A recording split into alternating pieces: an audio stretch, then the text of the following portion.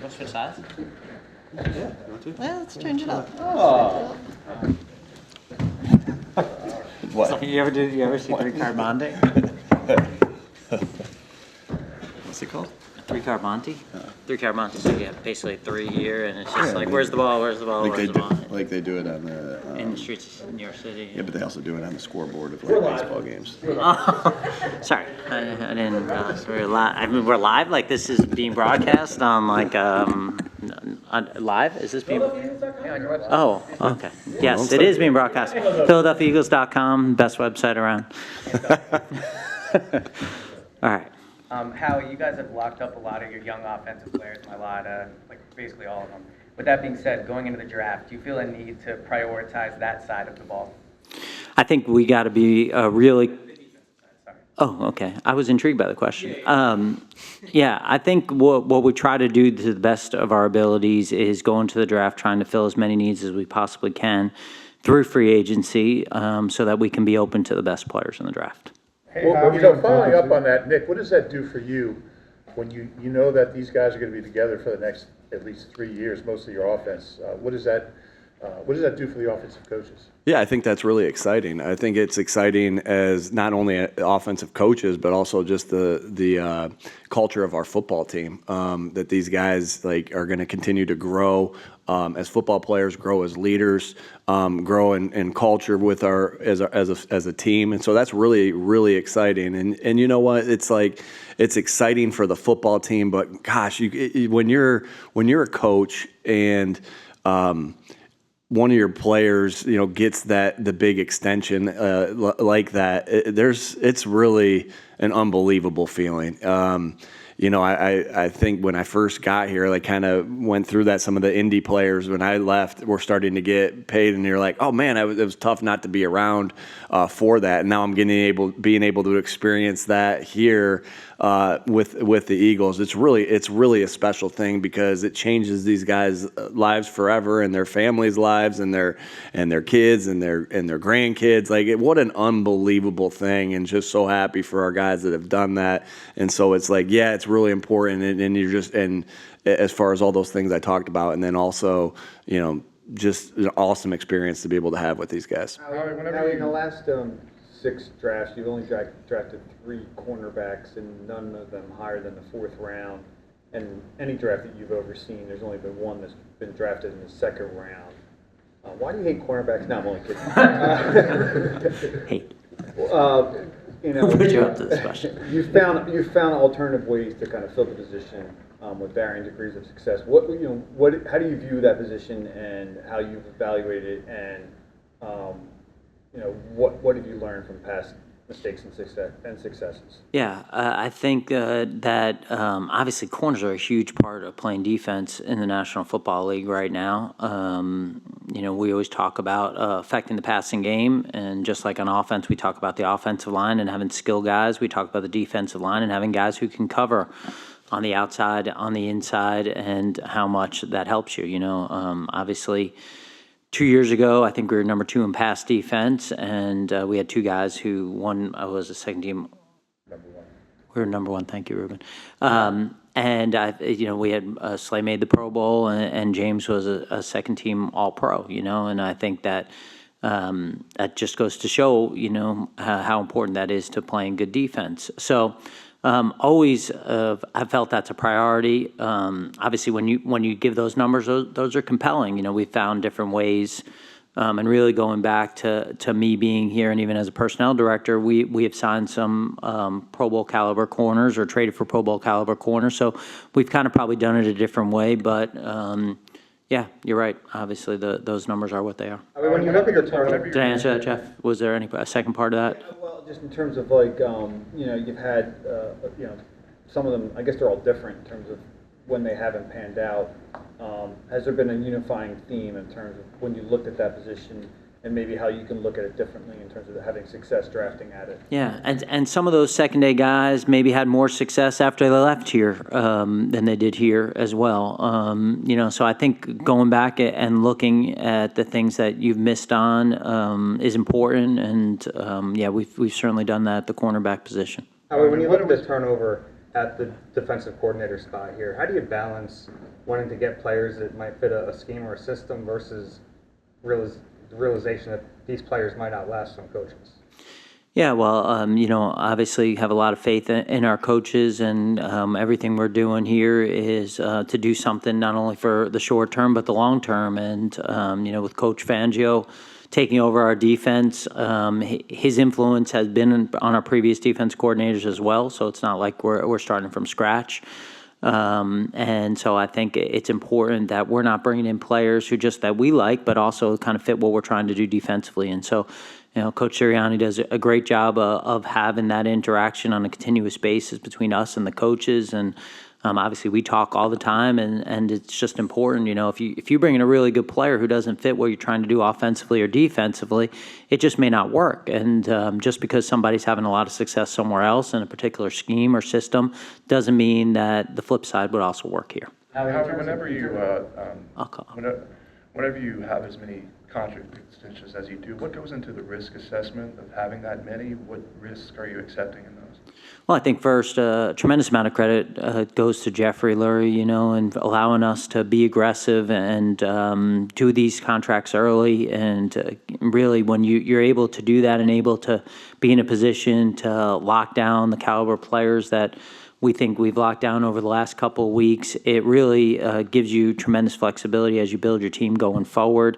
It's a great success story for us to be able to draft guys and sign them to extensions. I think it's a great message to our team that if you come here and you do the right thing, you don't have to leave. And obviously, unfortunately, we've lost two players, two of the greatest Eagles in the history of our franchise who've retired, but they played with one franchise. We're very optimistic that we'll have two of those other guys who will end up doing that. And so I think that's legacy, to be able to have players that are able to do that. And when other players see that, I think that's a big part in building culture. So I think that's important, and that starts with Jeffrey, because if we didn't have somebody who was willing to do that and to allow us to sign guys early, and when you sign guys early, you're obviously hoping that the player's going to get a really good deal, because obviously you want it to work for both sides, and that we're able to spread out the cap hits and be able to get other players. And so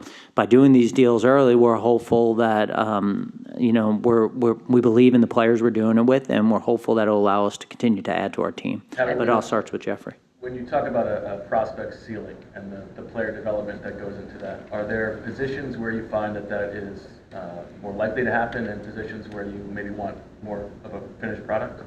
Yeah, and Bo, I'm probably repeating something I've said before, and I guess that happens when we've been together for a long time. But, this is the only profession, and I don't know any other profession because this is the only job I've ever had, but this is the only profession where you take someone out of college and you expect them to be great. And if they're not great, you criticize them for not being great. And we believe strongly that we have to develop these players, that they come in here with a skill set, but they're unfinished products, and that we have a great coaching staff, we have great player development staff, and we have great support staff to help develop these guys. And so, we know that all of them, like all of us, are going to have things they need to work on. And one of the reasons that we do these top 30 visits is to get a head start on that. So we're kind of hitting the ground running if we draft any of these guys. But I think that's the first thing. It's kind of here are the strengths, here are the weaknesses, how we can help them with the weaknesses, whether they're on the field, whether they're off the field, how we can support these people so they can reach their potential. Because a lot of these guys are 21, 22, some a little bit older in this draft, probably the last draft like that. But still, all of us, 23, 24, aren't the same people we are as we get older. And so we want to make sure that these guys have the right tools in the body, they have the right intangibles, that they have the right willingness to be coached, to be taught, to work, to be great. And if they have those things and we see the talent and we see the work ethic, then we think that's probably a fit. Both of you have a history of having succession plans in place along the offensive line. Lane's 34. How do you weigh, using an early pick on a guy that you want to be able to play early and versus having him sit behind a guy like Lane, especially with the positional importance of offensive tackle? Yeah, sure. When you look at Lane Johnson, you're talking about still one of the best players in the league. One of the best people, one of the best players in the league. Incredibly fortunate to have him and the level that he plays. at, and really, I can't speak for Coach, but I know just from speaking to him enough, the confidence going into a game with him being able to be our right tackle and one of the captains on this team. And so you don't ever replace that. You don't replace that in 3 years. You don't replace that in 5 years. I mean, he's a generational player. And so just like we talked about with Kelsey, with Fletch, like you don't ever replace those guys. Those guys are irreplaceable. But when you talk about position importance, the O-line across the board has always been a huge importance to us. And it hasn't only been about the 5 guys. It's been about having depth up front. And certainly when you look at it, we've lost a couple of guys. We've signed here a couple guys in free agency. May not even be a couple, but we have some guys also we signed as futures that we consider kind of, guys we signed in the offseason, and we have some young guys that we like. But, it's an important position to us. And so we're looking at it just in terms of numbers about not only where we are now, but also going forward. I think also when you look at having guys, and let's just use Fletch and Jason as an example.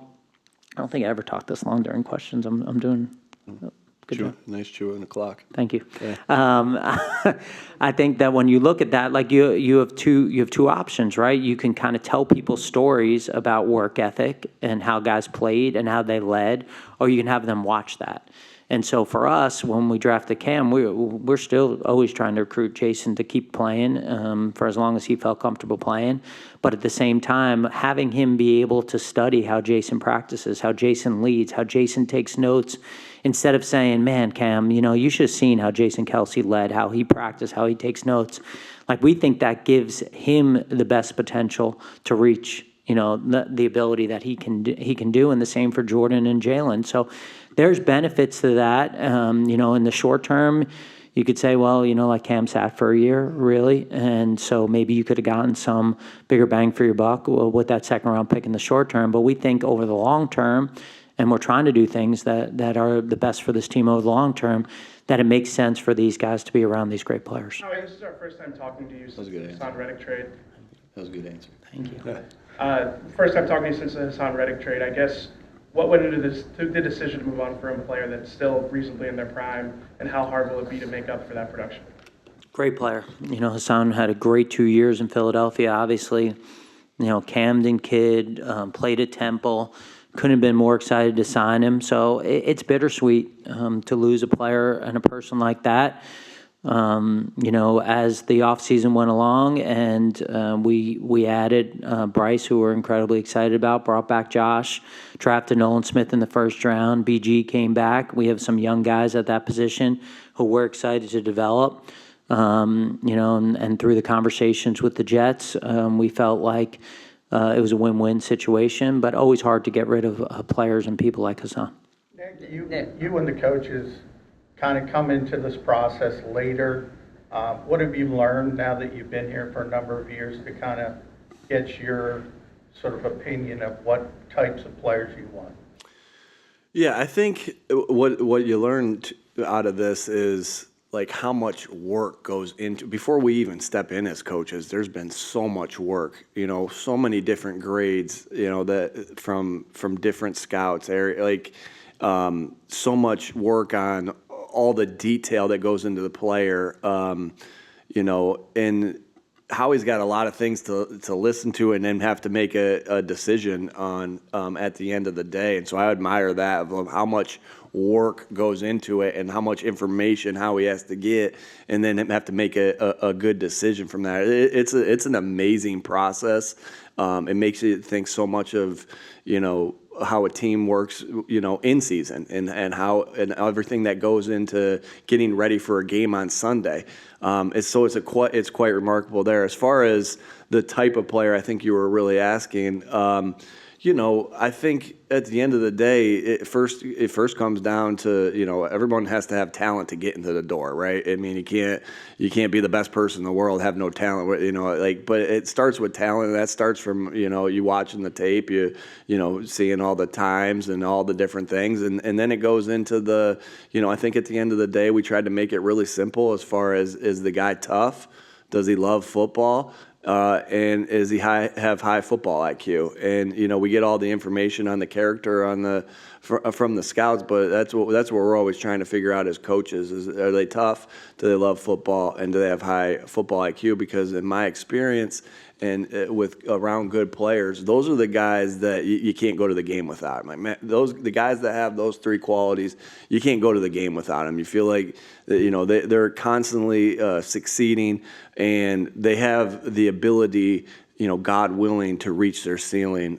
Those types of players right there. Now, if I can ask you, Nick, if I can ask you a follow-up to the question Jimmy asked, it's Howie's job to think long-term. It's your job to think about the next game, so to speak. What's your tolerance to someone who might need to sit a year? Yeah, I think at the end of the day, we have to do, I always got to think about how we win the next game, but and how we win, that's how a coach is built, and I think Howie's trying to win the next game too, right? But we're also damn right. But you're also thinking about the long-term success of it. Like, I think the way he's explained that perfectly, in the sense of like a great way to teach a player. Like, how do we teach players things that we want them to learn in football? Well, we let them study the greats. Like, okay, for instance, if we want to teach a receiver a route that looks a certain way, we take out a tape that, hey, here are all the best comeback routes that we've ever seen versus all these different looks. Here, take a look. Bop, bop, bop, bop, bop. Man, can you imagine, like, if let's say we had I don't know, I'm just going to throw it. This is the first name that came in my mind. I must be old. Chris Carter. Like, can you imagine this comeback route that Chris Carter's running right here? Can you imagine just being able to sit with him and talk to him about, well, Cam had that for the last, 2 years, right? And Jordan Davis and Jalen Carter were able to sit there with Fletch and pick his brain. Like, what an unbelievable opportunity that may not show itself right at the immediate, right in the immediate future, but it's going to show itself later down the line. And with Cam, he had versatility where he could play multiple spots and not only contribute to a team, but also learn from Jason, right? Just 1 year he was backing up, and 1 year he was playing next to him. So, yeah, you're always thinking about how you win the next game, but winning the game is not just with the players that are. The depth in the NFL is a real thing that has to be accounted for, because it's such a long season, so demanding on the guys' bodies. Everybody that makes this team is going to contribute to this team, and then just what Howie was explaining is just the extra for it. Wait, I just want to add to that. I thought that was a great answer, and any of your own receivers get to learn from freaking AJ and Devontae, which is freaking special too. Yeah. But I would say that Nick's point was the right point, which is like, this isn't like another sport where we're sending them down to the minor leagues. These guys are on the roster. We're expecting everyone to contribute on our team. I mean, you guys know this. When we won our Super Bowl, we won with a backup left tackle. Like, that had to go play. We won with kind of an undrafted free agent who was making big plays in the Super Bowl. We won, without a bunch of our captains on defense. Jordan Hicks didn't play in that game, and Chris Marigo's our best special teamer, and obviously our quarterback didn't play in that game. So, like, we don't go and say, hey, we're redshirting guys, even when we drafted Cam. And so we're drafting these guys not with the intention like these guys are never going to play. And obviously, like, if you have a great starting lineup and they don't play, well, that must mean that there's good things happening too. But we're not sitting there going, hey, we don't expect any contributions. We still have to build depth on this team. We are still going to need players that aren't in the starting lineup on day one that are going to have to contribute for us to get where we want to go. What's your favorite part of this time of year, and how much do you get into the trading part of it? You've obviously made tons of trades. I like the trades. I do. This is fun. I think that from my perspective, the ability for us to really put our imprint on the football team, to be able to bring guys in. We're not going to lose any games, so certainly that's not going to spoil the party for us.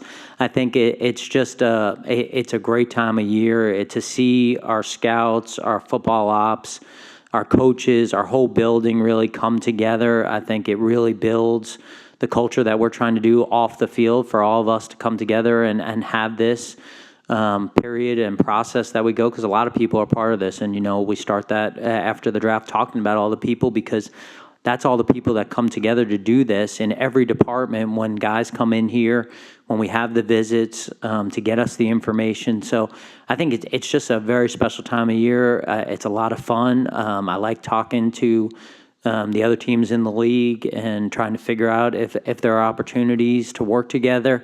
I like doing that. I love picking players. I love calling those guys.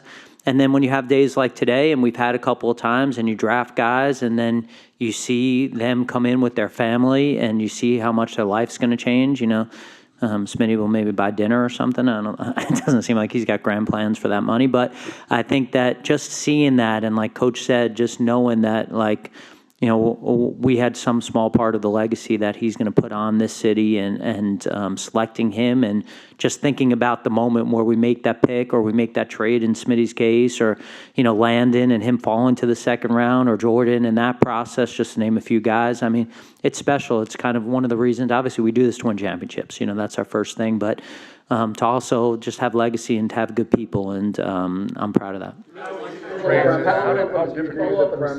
going to go around. I'm trying to be orderly. To follow up on Hassan, you referred to it as bittersweet and a win-win. What do you think the upside is for trading Hassan for the conditional pick a couple of years down the line? Well, the pick's not conditional. We're getting a pick, so I don't really think I understand the question. It's a third round that become a second round pick. Mm-hmm. Right. So what do you think the upside is for trading Hassan with a year left in his deal in his prime for the pick that you got? Well, I think you're asking a question in a vacuum without all the other factors. So, I mean, if we want to talk about all the factors that go into building the team and the resources that we put into each position, we can do that. But I don't think the question's really fair and accurately describes the transaction. When you look at the position that when you guys are at those clock, when it comes to balancing guys' talent versus their potential injury risk, or they had several injuries in the past, how do you guys balance that and process that and go forth with your decisions? So balance the durability issues with. They could potentially have as well too. Yeah, we talked about a lot of the groups that are a big part of this, and our performance staff, our training staff, and our doctors are a huge part of this process, and we're not experts in that field, and so we take their guidance on that.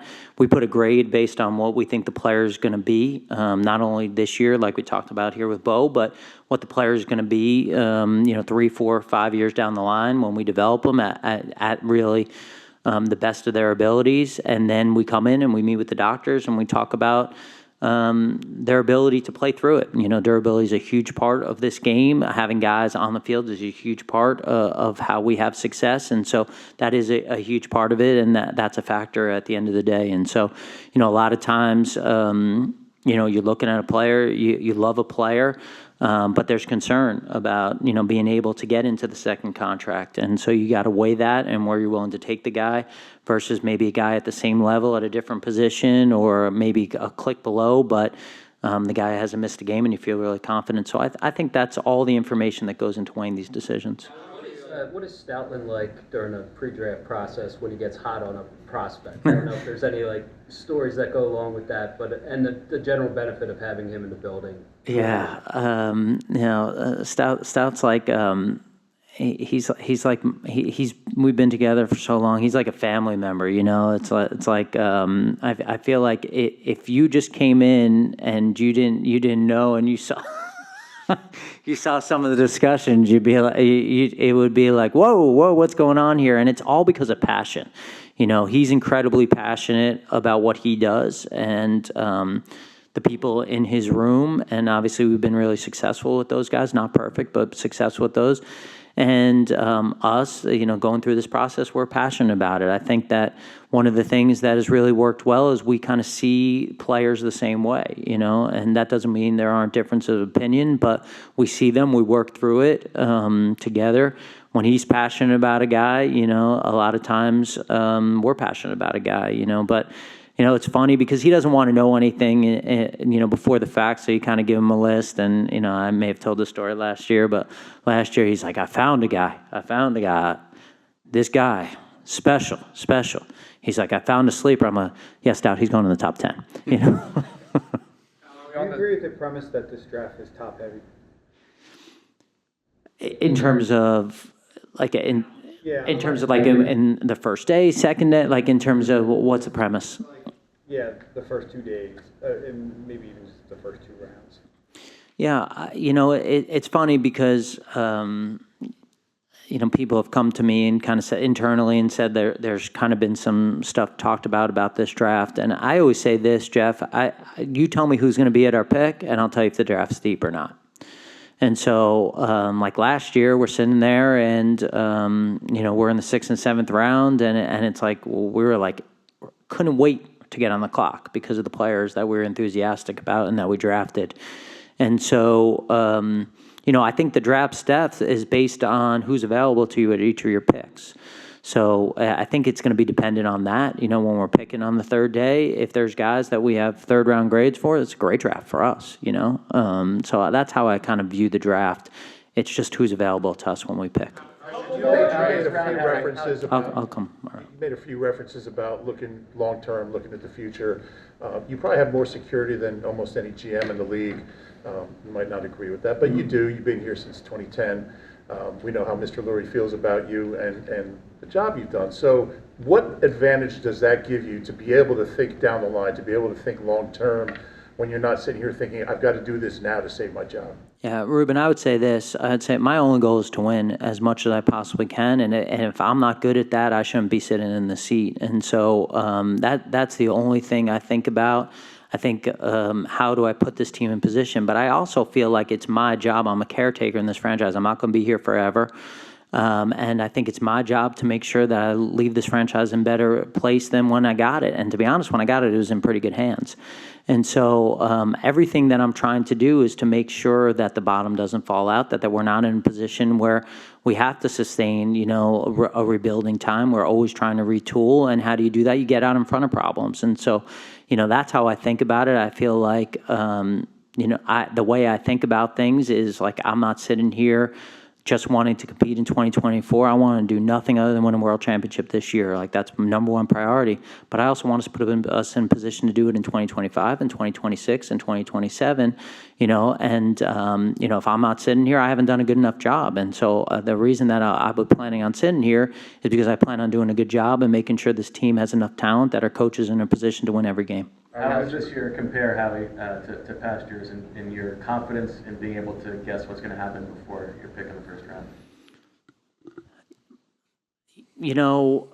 There's always going to be something different that happens in front of you or behind you that you didn't anticipate. I feel really good about what the players are going to come off around, the first 25 picks. Now, that doesn't mean there's not going to be some moment in the first round where I go, whoa.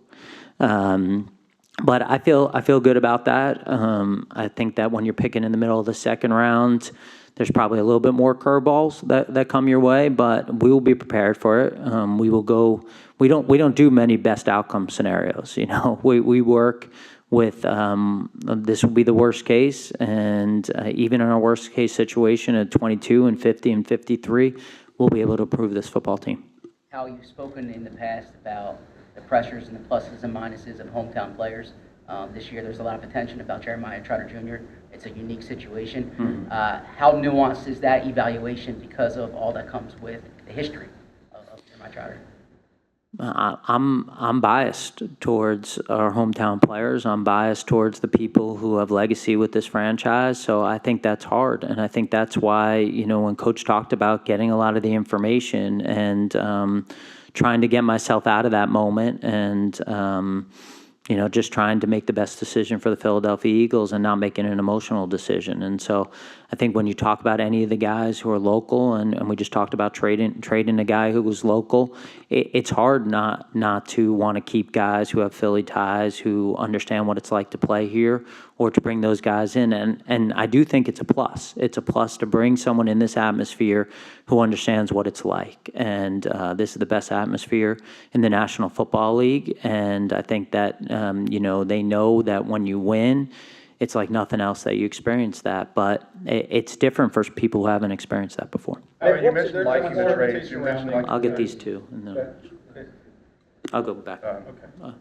And you mentioned liking the trades this time of year. How unique? I actually like trades all times of year. Well, there you go. How unique is this draft in terms of others, in terms of the apparent value of quarterback, receiver, tackle that might push some towards maybe the middle of the first round, towards you're thinking of that space and even what trade value might be at 22? Well, it's gone both ways. We've been in drafts where there's been great depth at a position, and you feel like, all right, like you'll just sit there and wait, and all of a sudden the guys go really quickly, and you sit there and you go, man, I thought this was going to be a great draft there, and there's not many left. And so I think you just have to be prepared, you know. And again, I say this because it's the truth. A lot of the scenarios are led by Jeffrey in this and putting us kind of to the test over the next couple of weeks. And so when we're on the clock, it's just like Coach going through his game plan. We'll be ready. We'll be ready for any scenario that comes in front of us. We'll be ready to make decisions on the clock, and we'll be ready to trade.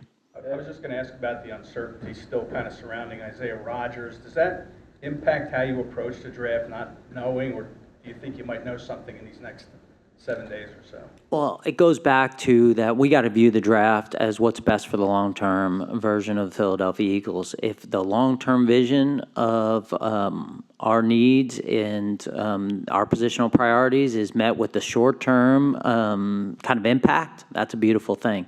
But at the end of the day, we're not going to stretch and reach on anything just because maybe there's a perceived need. I mean, we're still in April. We don't play our first game till September 6th.